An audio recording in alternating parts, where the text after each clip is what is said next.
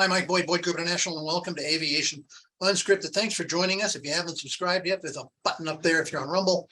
Click on it and we'll let you know when our videos come out. I'm going to touch on something today that is really hot and one that most consultants won't get near. They'll run for cover for fear of losing business, not saying the right thing.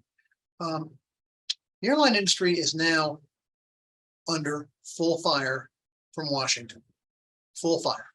You saw where Buttigieg come out with some rules and regulations a couple of weeks ago, and now the guy sitting in the White House is coming out making grand statements about he's going to clean up the airline industry. Now let's start with some background on this. Number one, the last 3 months have been shameful.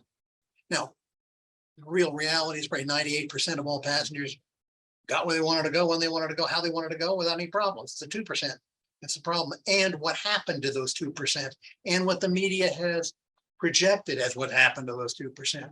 But nevertheless, the ability of major airlines, all airlines, to recover from off-schedule operations, mainly because we have lack of pilots. So if you run out of reserve pilots, poof, the airplane sits in Omaha rather than Chicago for an extra day. Or you have a situation where you just don't have trained people on the ground. Even to load luggage, you don't have trained people on the ground. That's just not all menial labor anymore. All those things have come up so that when the system fails, there is no fail-safe. There's very little or not enough remediation ability when something goes wrong. And as a result, consumers get ticked, and they absolutely should. Now, one of the things that we've seen is the air transportation system has changed since the gift that keeps on giving from Wuhan arrived on our shores. How many people travel, how they travel, business travel is not the same as it was. Leisure travel is now refocused on other areas. So we have a different situation, but many of the rules and regulations that airlines put into effect over the last 20 years have not been adjusted. Too many of them are antediluvian. Too many of them are just harsh. Too many of them haven't been well thought out.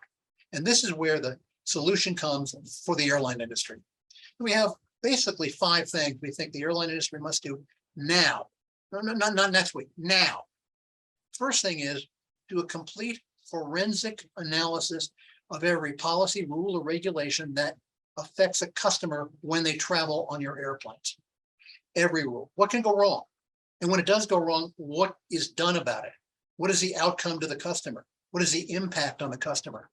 Too often it's been, well, it's too bad.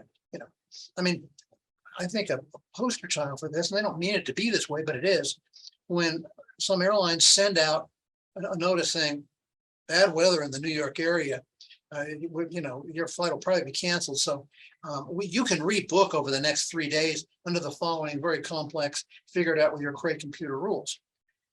That's wrong. That's flat ass wrong. Airlines made the commitment to take you to New York on July 12th. They can't get you to July 12th because there's a tsunami or whatever. That means refund your money. Not the argument being that somehow if you book a seat on an airline, that's your obligation legally to make that trip at some time. That's nonsense. Now, I'm not saying airlines won't do it, but they don't make it very clear. That blows up in people's faces, i.e. the airline industry and the customers. That's just an example of some of the rules, regulations, and approaches to the customer that need to be changed. Another thing is what is actually happening out there with some of these rules and regulations that are put out there. Anybody really think it through? What was it, about 2 years ago, for example, one example, the U.S. airline industry, the big carriers decided they're going to compete with Allegiant. They're going to have a special low fare because Allegiant's doing it. Now, I have no idea if Allegiant's filling 3 flights a day at Evansville going to Punta Gorda, mostly with impulse customers who are not going to Home Depot now. How does that affect United or American or Delta? But nevertheless, we put in a basic economy fare. And the outrage of it was, if you look at least one of these airlines, when you booked it, before you said book, they gave you a warning. This fare won't allow you to do this. You can't do this. You can't do that. You won't do this. You will board last. You will do this. In other words, they're denouncing their own product offering. It's like, why do you offer if you're going to tell the customer how crappy it is? But that's the kind of thinking here. Whoever dreamed those things up, get rid of them. You can save some money right away. That's the kind of attitude that's out there. Rather than saying, hey, we got a low fare we call we call basic. No, it is basic. And if you don't have any baggage to check, if you don't have any carry-on luggage, and on many full flights, you'll be sitting in the middle seat because that's all that's going to be left. This may be the thing for you. But if you want to have carry-on luggage, we have other fares we suggest you look at. They don't do it that way. That was outrageous. I don't know if they're still doing it or not, but that was just absolute nonsense. And then speaking of that, there's other unintended consequences. Just an example. The kids up in Albany send grandma a ticket to visit them on Thanksgiving. They send her, whatever, electronically. And they saw this very low fare. That's what they booked for grandma. The basic economy. Grandma shows up, gets her boarding pass, and she's on boarding group 32. And she gets up, gets the board, and the agent says, "You have a carry-on. That's $85. Grandma said, "What? What do you mean it's $85? You should know. And that fare level, you can't have a carry-on. It's $85. And everything goes downhill from there. Grandma's vacation is about to be ruined. Grandma's image of this airline is right up there with a Visigoth. But no one thought that one through. They said, well, passengers should know. Anybody in a general office doing this planning and said passengers should know has never been out in the field. You never worked at LaGuardia, trust me. Now, those are the kind of things that airlines need to look at and adjust to, so you don't have these kinds of blow-ups. Another thing is another example is, and it's hit hard, where you have people like Schumer saying that we have to have rules that families will all be able to sit together. What's a stupid idiot? It's a stupid idiot concept. If you're on Southwest and you're boarding in, C, if you will, getting seats for all the people absolutely together is pretty hard, but they'll get there.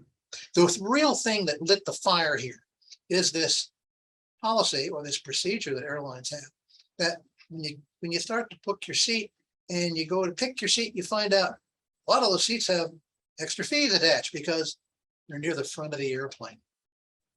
I'm not talking about, in economy plus or something where you have, some demonstrable service issue. I'm talking about right back there, with the flying public, and all they're saying is, well, this seat is closer to the front, so it's an extra $19.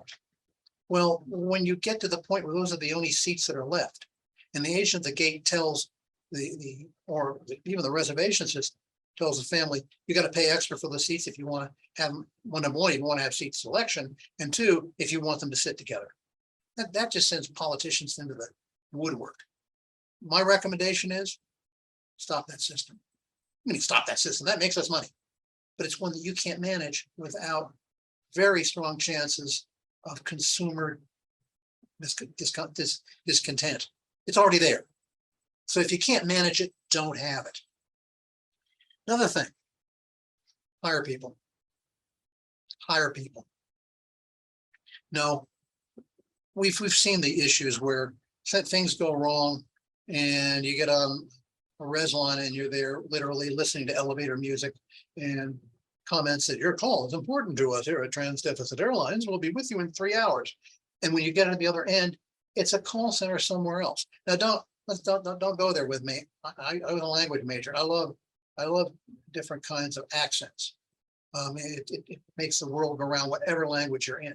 But where someone calls from here and they get a foreign country where the accent is so deep, you can't understand it. That's not acceptable. That's not acceptable.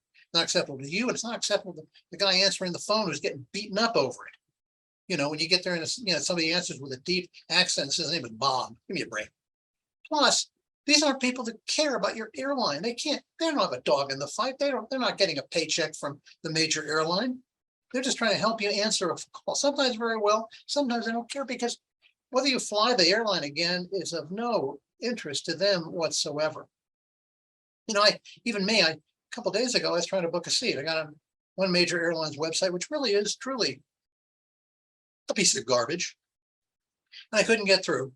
I booked the seat, wanted to make some changes, the whole thing locked up, tried to go back in. I finally gave up. I called the res number. It was answered like 3 rings.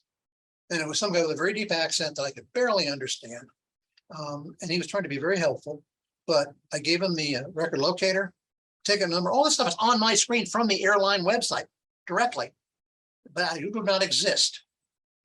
I do not exist. No, sir, you don't exist. That number doesn't, there is no such record locator. Well, not only have I just booked it, I also was already billed on my credit card. But let me see what I can do. And he went, by the way, half an hour later, he came back and said, I think we found it and we've canceled it for you. What else can I do for you? Half an hour, because the system was so incompetent. So incompetent. Now, the other side of it is part of the problem with a communications failure. And it's not my communications failure. I'm doing business with you. You better have somebody on the other end of the phone who can help me. This is not an episode of Let's Learn English. And I think that's one of the other things. Airlines, we're saving a lot of money. You need more people working for you and caring about your product rather than the savings you're going to get from having a call center someplace in the southern Philippines. So that's one of the issues we're going to be talking about here. So the other issue is whenever a problem arises, there should be somebody in the head office that looks at what these problems are and how we can avoid ever happening again. And so that was where it goes.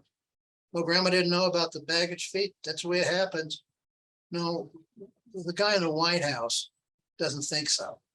Well, he doesn't think anything. He's giving a crib sheet. Let's be real blunt about it.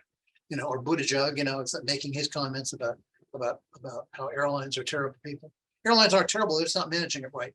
But these items, if you follow these items, I maintain the airline industry can get out of this mess, but they're going to have to understand that some of their rules are what caused it. It's very similar. We shouldn't use this analogy, but apparently the story is that the way they used to catch monkeys was they'd put big, heavy jugs, and inside those big, heavy glass jugs, they'd put nuts or candy or something.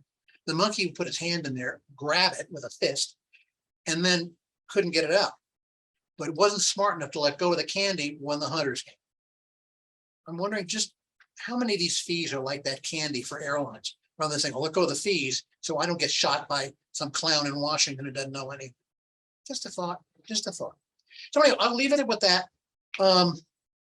If you haven't looked it up yet, do. If you haven't seen our Vox Deorum with Blake Scholl and supersonic air travel, you might want to pull it up and get informed, because a lot of these gadfly aviation media sources, some of which is a step ahead of a chat box, don't know anything about it. And you got politicians that know, and some of these garbage can gurus are coming out and saying, well, if there's engines, then they'll pollute the atmosphere. Lord, I hope nobody's hiring those people. But nevertheless, pull that up. We'll be seeing you next week. In the meantime, I would just urge airlines, don't be like the monkey with the candy in your hand. Let the candy go so you can live and fly another day. Enough said. Have a good week.